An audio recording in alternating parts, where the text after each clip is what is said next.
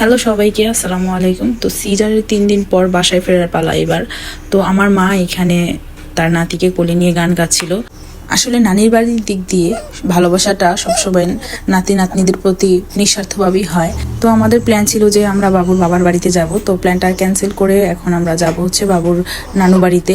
তো আমরা প্রায় চলে এসেছি, আর আমরা যেতে যেতেই দেখছি যে আমাদের জন্য ওয়েট করছে আমার বাবা আর আমাদের বাড়ির 2 বাচ্চা।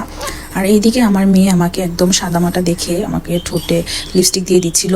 তো আমার বোনরা ছিল আমার সাথে হসপিটাল, ওরা আগেই চলে এসেছিল। তারপর আমরা রুমে এসে দেখি তার খালা তার জন্য মানে বাবুর জন্য সারপ্রাইজ রেখেছে, সেটা হচ্ছে রুম ডেকোরেট করেছে। যেহেতু আমার বোনরা আমার সাথে ছিল হসপিটালে আর আমার প্ল্যান ছিল বাবুর বাবার বাড়িতে যাওয়া, ওরা তাই কোনো কিছু করতে পারেনি।